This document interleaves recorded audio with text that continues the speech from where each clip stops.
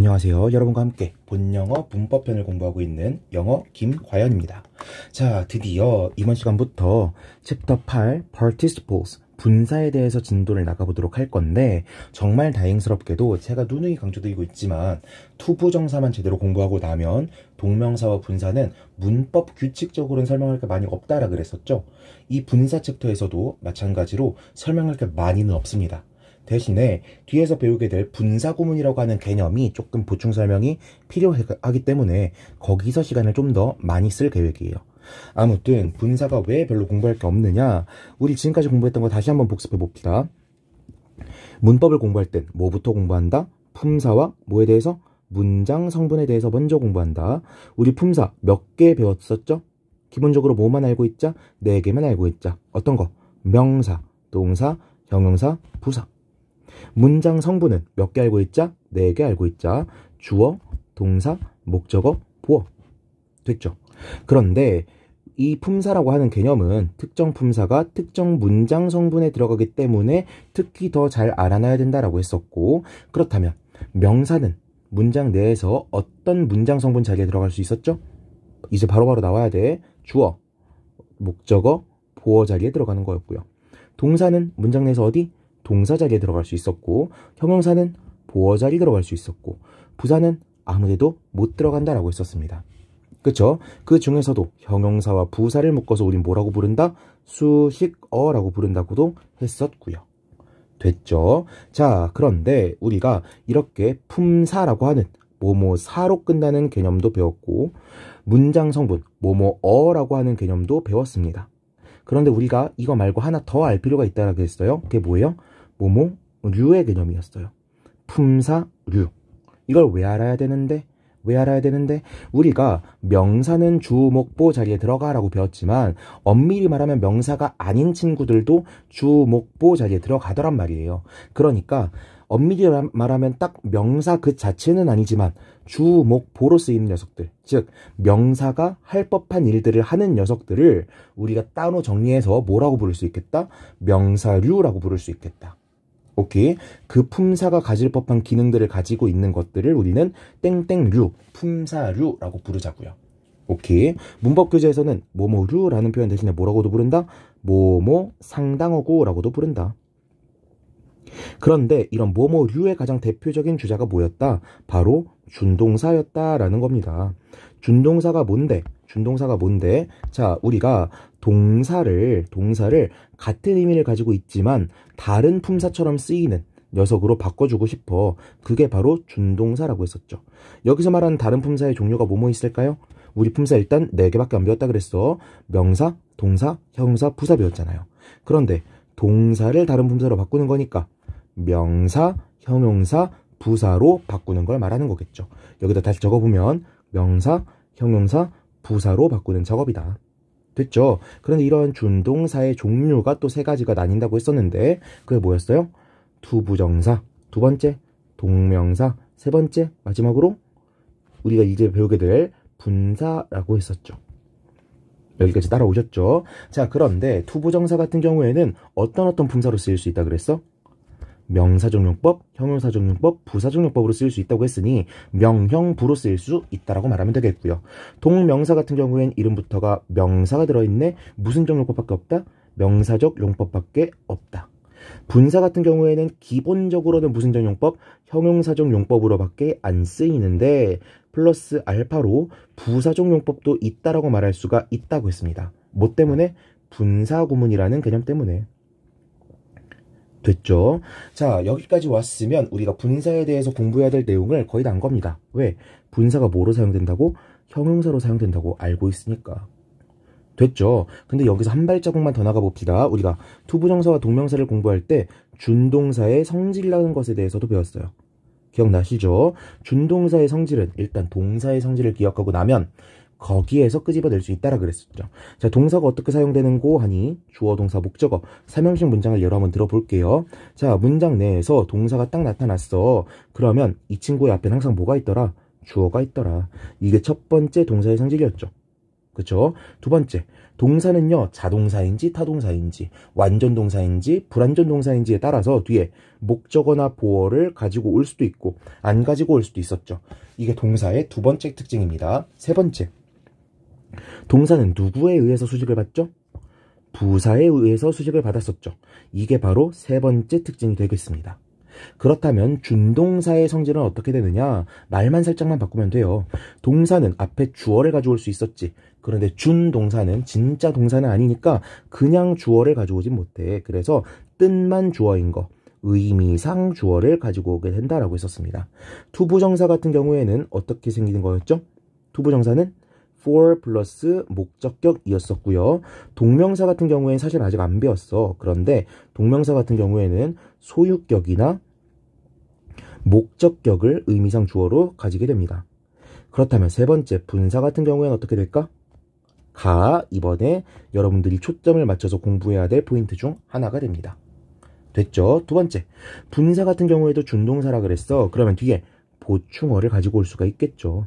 원래 ing가 붙어있던 동사가 만약에 자동사였어. 그럼 뒤에 목적어가 없을 것이고, 원래 동사가 타동사였어. 그렇다면 목적어가 있겠죠. 심지어 뭐한 뒤에도 ing가 붙은 뒤에도. 됐죠? 마지막으로 분사 같은 경우에는 준동사니까 동사로부터 왔으니까 누구에 의해서 수식을 받을 것이다? 부사에 의해서 수식을 받을 것이다. 근데 이건 별로 헷갈리지 않죠? 왜? 분사 자체가 형용사용법으로 쓰인다고 했으니까 어차피 형용사더라도 부사의 수식을 받는 거 아닌가 라고 생각하면 그렇게 어렵지가 않겠죠. 됐죠? 자, 여기까지가 우리가 지금까지 계속 준동사 세 가지 파트를 배우면서 계속 반복해서 배웠던 내용들입니다. 이걸 그대로 가지고 와볼게요. 자, 분사의 기본 형태와 의미라고 되어 있습니다. 일단은 분사의 종류는 크게 두 가지로 나뉜다고 했었어요. 뭐랑 뭐? 현재 분사와 과거 분사죠. 현재 분사 어떻게 생겼대? 동사 원형에 ing가 붙는 게 현재 분사였고요. 과거 분사는 동사 원형에 ed가 붙거나 하나 더 en이 붙는 게 과거 분사의 형태라 그랬습니다.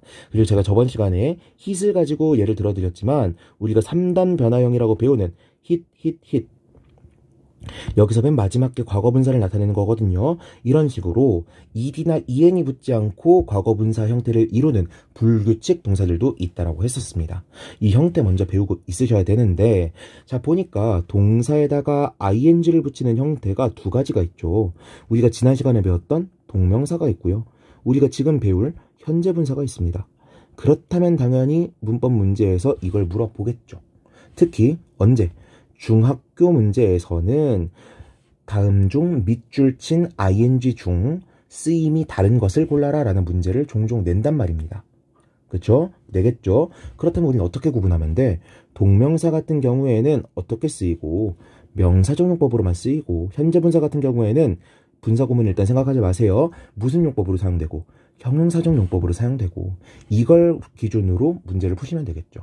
명사는 문장 내에서 어디에 들어가고 주어, 목적어, 보어로 쓰이고, 현재 분사는 문장 내에서 뭐로 쓰이고 보어로 쓰이거나 명사를 수식하는 기능으로 쓰이고, 이걸 바탕으로 푸는 겁니다. 제가 자꾸 품사를 매개로 해야 된다, 문장 성분과 품사를 엮어야 된다, 이걸 계속 강조하는 이유가 뭐냐면 준동사에서 문제 낼 만한 모든 것들이 다 얘네 가지고 내는 거란 말이에요.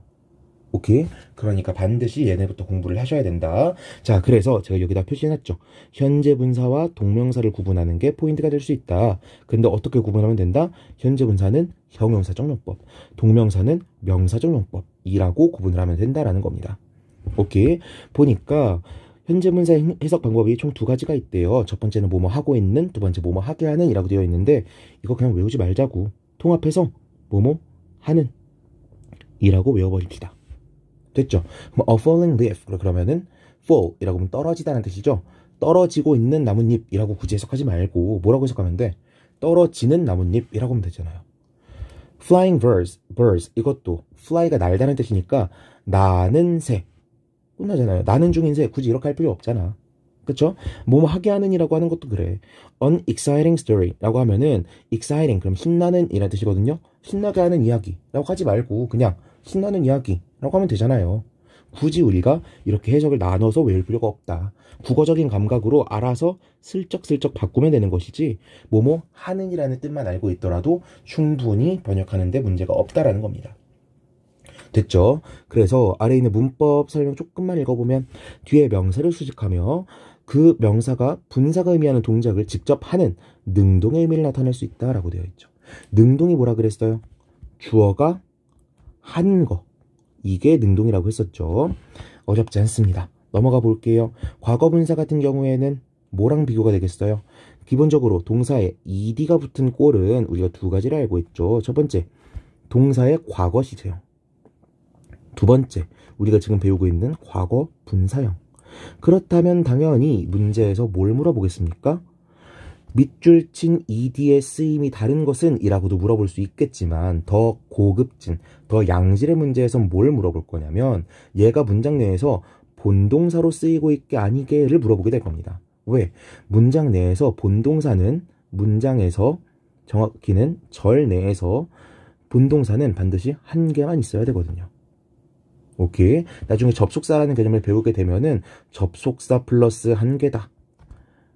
이런 식으로 또 배우긴 할 텐데 이건 일단 제껴두고요. 일단 기본적으로 문장 내에 동사 몇 개만 있어야 된다고? 한 개만 있어야 된다고. 그렇다면 동사에 일이 붙은 꼴이 두 개가 나왔다는 거는 둘 중 하나는 동사요, 둘 중 하나는 과거 분사일 수밖에 없다라는 거죠.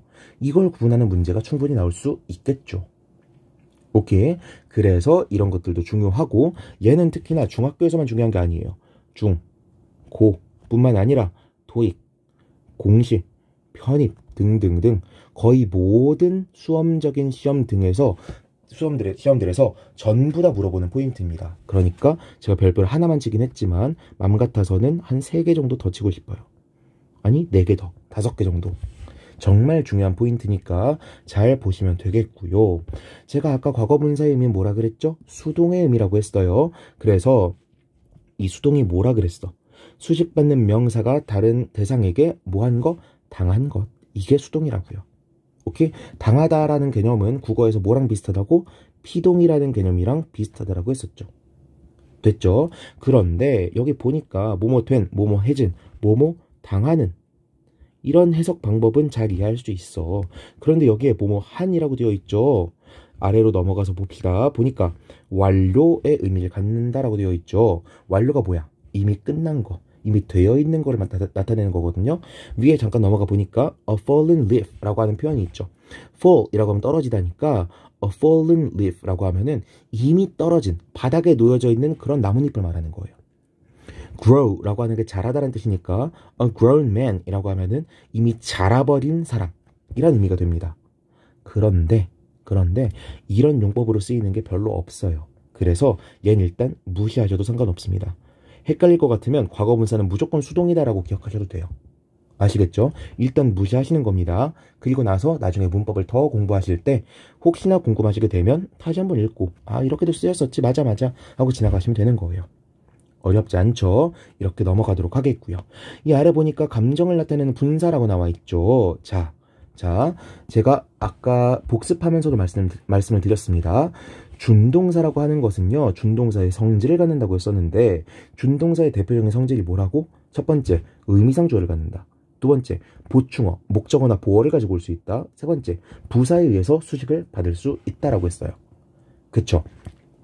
그런데 지난 시간에 동명사 같은 경우에도 너무 많이 사용되어서 아예 명사로 굳어져 버린 녀석들, 더 이상 준동사로 보지 않는 녀석들이 있다라 그랬죠. 마찬가지로 분사도요, 아예 형용사로 봐버리는 녀석들이 있어요. 특히 어떤 분사가 그러하냐? 감정을 나타내는 분사들이 특히나 그러합니다. 즉, 감정을 나타내는 동사, 영어로는 emotive verb라고 하는 친구들이 있는데 이런 녀석들의 ing나 ed가 붙게 되면요, 둘 중 하나입니다. 진짜로 준동사로서의 분사로 사용되거나 더 이상 준동사가 아닌 분사로 사용되거나. 오케이? 그래서 저는 이걸 명칭을 뭐라고 붙이고 싶으냐면 준동사조차 아닌 녀석은 그냥 형용사라 그랬죠? 그래서 그냥 형용사야. 그런데 생긴 꼴이 어떻게 생긴? 분사처럼 생긴. 그래서 분사형 형용사라는 표현을 종종 쓰고요. 혹은 이렇게도 말할 수 있습니다. 준동사는 준동사의 성질을 가지고 있다 그랬고 준동사의 성질은 기본적으로 동사의 성질이랑 비슷하다 그랬죠. 그래서 동사적인 분사 혹은 동사의 성질을 가지고 있는 분사 라고도 명명할 수 있을 것이고, 아예 분사형 형용사라고도 부르는 형용사로 굳어져 버린 이러한 감정 분사 같은 경우에는 뭐라고도 부를 수 있겠어요? 형용사적 분사라고 부를 수 있겠죠.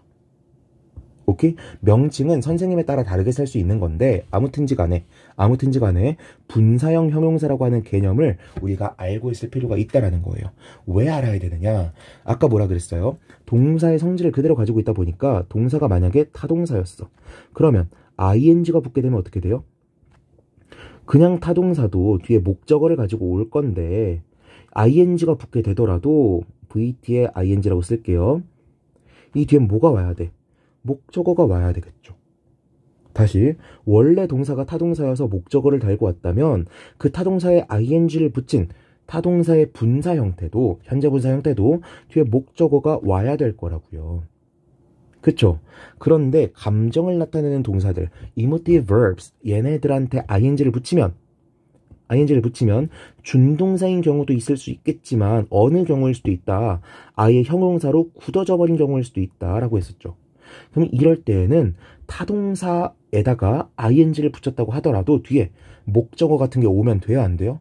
안 돼요. 목적어가 올 수가 없게 돼버리는 거예요. 오케이? 이해가 됐습니까? 다시 목적어가 왔다라고 하는 건 준동사적 성질을 가지고 있다는 거야. 목적어가 안 왔다는 건 동사적 성질이 없다는 거야. 그쵸? 그런데 ing가 붙었으면 기본적으로는 동사적 성질을 가지고 있어야 돼. 그런데 감정동사로 대표되는 이런 감정 분사들은 뒤에 뭐가 없을 수도 있다고. 목적어가 없을 수도 있다고요. 오케이? 제가 왜 자꾸 강조를 드리느냐? 감정을 나타내는 emotive verbs들은요. 일부 예외가 있을 수는 있겠는데 전부 다 타동사예요. 기본적으로 다 타동사라고. 한번 볼까요? satisfying의 원형은 satisfy이겠죠. satisfy도 타동사예요. embarrassing의 원형은 뭐예요? embarrass가 되겠죠. 얘도 타동사야. pleasing의 원형은 please도 뭐예요? 타동사예요. frustrating의 원형은 뭐겠어? frustrate겠지. 얘도 타동사라고. 원래 우리가 알고 있는 준동사의 개념 그 자체로 보게 되면 타동사에 ing가 붙었으면 목적어가 와야겠죠. 근데 얘네는 목적어가 붙어 안 붙어? 안 붙을 수 있다고요. 안 붙을 수 있다고.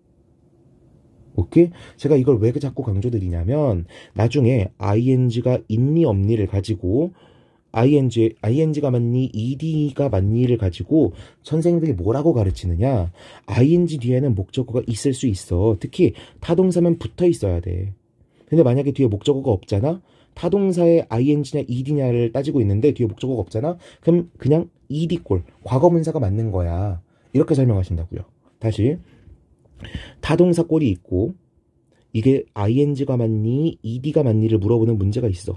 그럼 선생님들이 뭐라고 한다고? 뒤에 목적어가 있으면 ing가 맞으니까 읽어보지도 말고 ing 찍고 지나가 라고 설명하시고 뒤에 목적어가 만약에 없어. 그럼 뭐가 맞다고 설명한다고? ed가 맞다고 설명한다고요. 그런데 그냥 분사가 아니라 감정을 나타내는 동사에 ing가 붙은 감정 형용사, 감정 분사인 경우에는 어떻다고? 타동사에 ing가 붙어 있다고 하더라도 목적어가 없을 수 있다고요. 오케이? 그러니까 우리가 알량하게 배운 몇 가지 규칙만으로 문제를 그냥 풀려고 해버리면 감정분사 같은 녀석 때문에 문제를 틀려버리게 된다고. 그러니까 알고 있어야 된다라는 겁니다. 아시겠죠? 아시겠죠? 자, 그렇다면 여기서 한 발자국 더 나가서 제가 지금 말씀드렸던 것처럼 준동사가 아니라 아예 형용사로 굳어버린 표현이 되게 되면 더 이상 준동사로 보지 않는다라고 했었죠. 그쵸? 그렇다면 all of the dishes were satisfying 이라고 하는 문장에서 이 satisfying은 형용사예요. 그러면 얘는 준동사가 아니니까, 즉 분사가 아니니까 be 플러스 ing라고 하더라도 얘는 진행형이에요? 아니에요? 아니라고요. 해석할 때 모든 요리가 만족을 주는 중이었다 라고 번역하는 게 아니라 뭐라고 번역해야 된다고?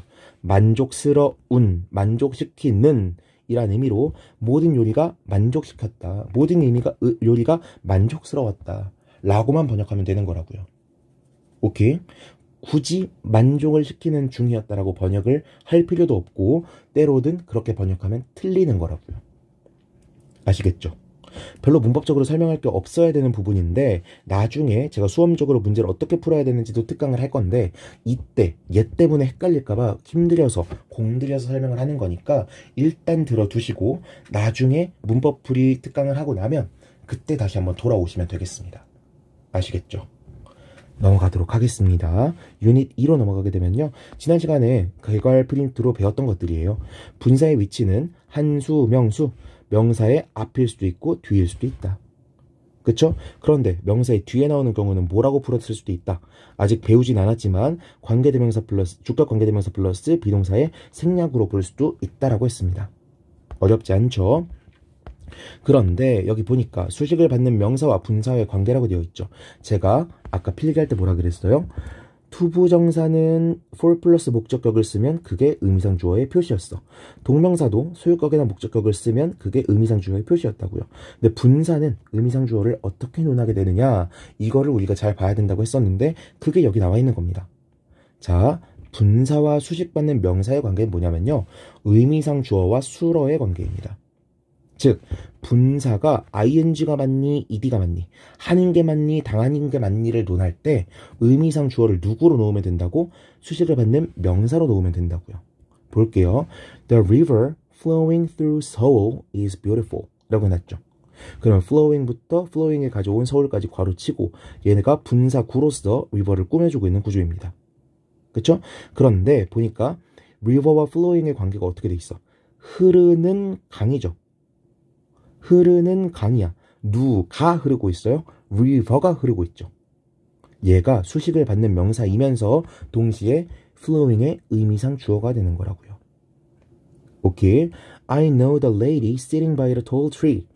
나는 여자를 알고 있어. sitting by the tall tree. 키 큰 나무의 옆에 앉아있는 여자를 알고 있어. 이렇게 돼 있죠. 누가 앉아있는 거야?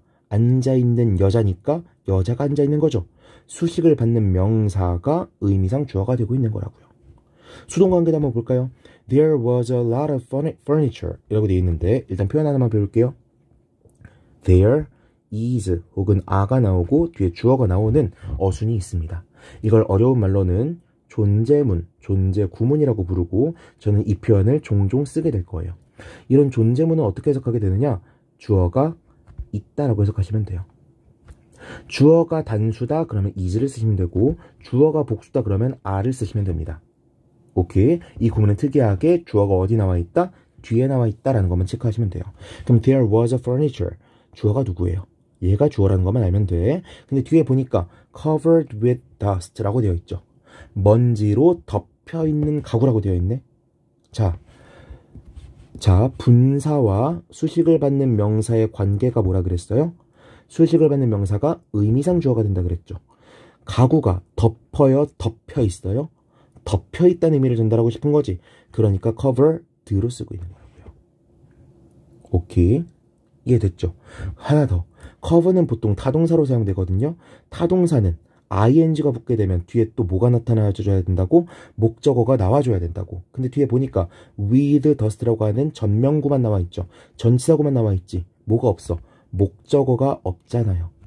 그쵸? 그럼 뭐를 골라야 된다? ing가 아니라 ed를 골라야 된다. 이런 포인트도 짚고 가셔야 되겠고요.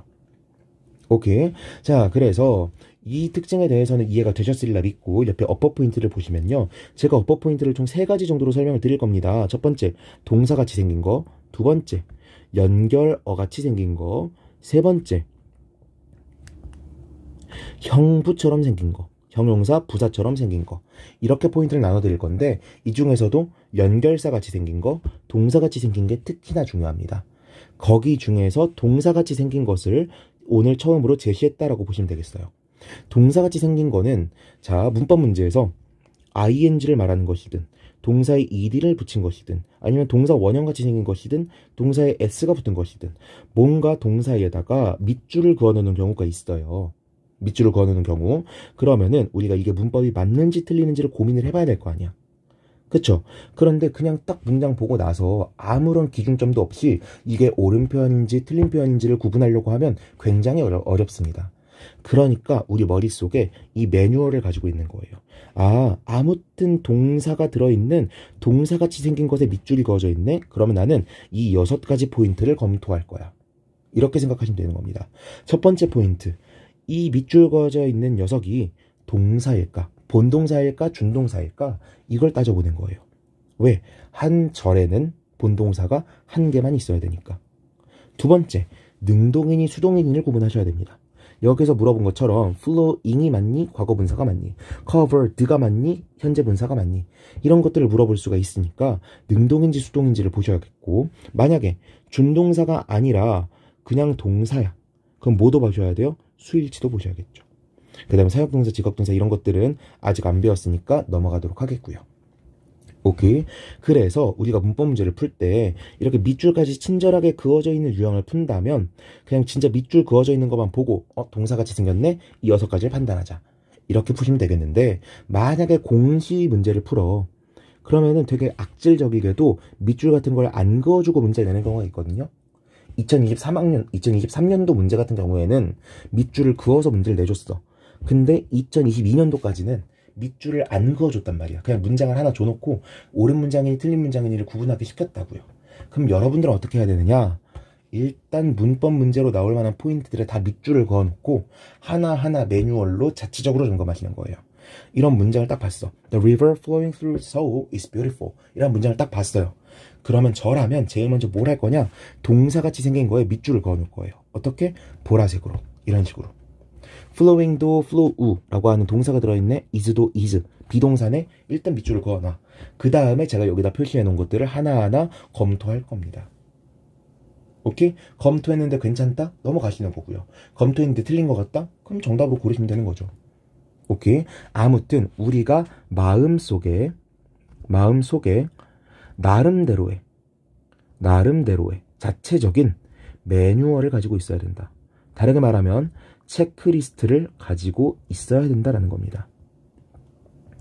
오케이? 이렇게 어떤 걸 검토해야 될지 밑줄을 그어주는 조금 더 친절한 유형 같은 경우에는 그 밑줄에 있는 것만 검토하시면 되는 거고, 밑줄조차 그어져 있지 않은 불친절한 문제를 만났으면 문법 문제에서 자주 나오는 단어들을 내가 혼자서 밑줄 그어놓고 그 밑줄 그은 녀석의 포인트를 검토하시면 된다고요. 어떻게? 동사같이 생긴 거면 이 포인트들을 검토하시면 되겠죠.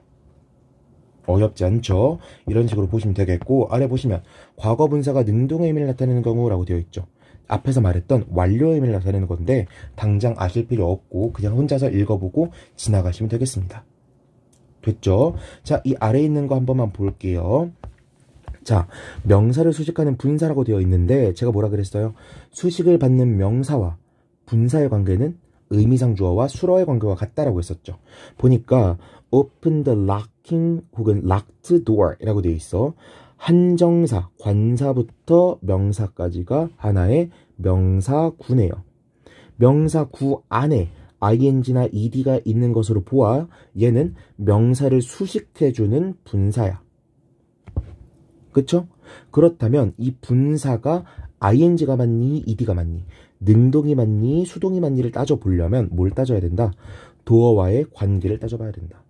도어는 잠그는 애예요? 잠기는 애예요? 잠기는 애죠? 그러니까 수동의 의미를 가진 락트가 옳은 표현이다.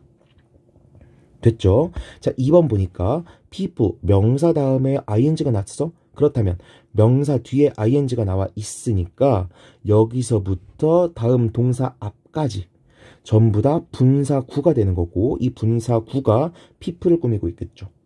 굳이 여기까지 분석할 필요 없겠지만 명사부터 수식어구까지가 하나의 명사구를 이루고 있을 거고요.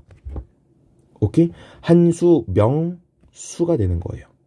됐죠? 그런데 people을 꾸며주는 게 working이니 worked니 이걸 논하려고 보니까 work는 태생적으로 자동사야.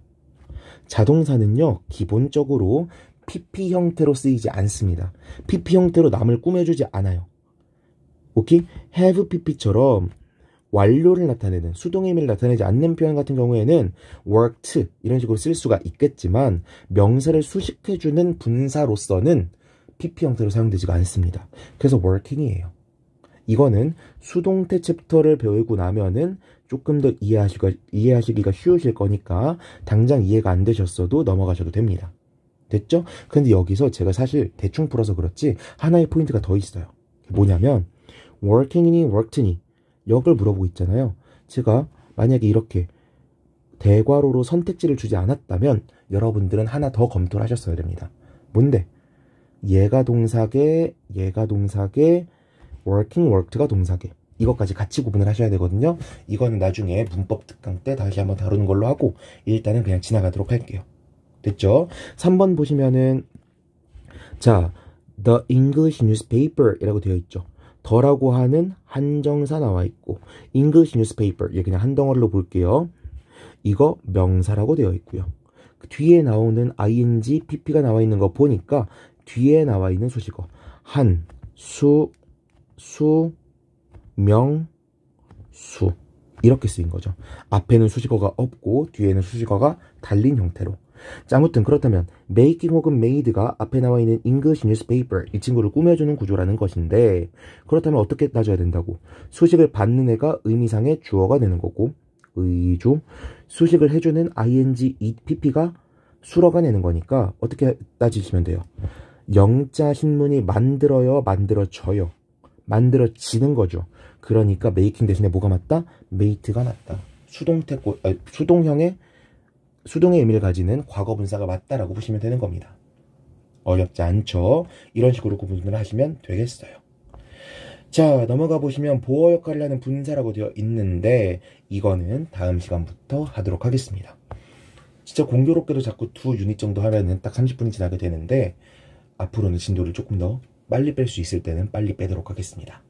긴 강의 들으시느라 고생 많으셨고 이해가 되지 않으신 부분이 있다면 댓글 남겨주시거나 제가 영상 소개란에 남겨놓은 오픈 채팅으로 들어오셔서 질문해 주시면 최대한 빠르게 답변 드리도록 하겠습니다.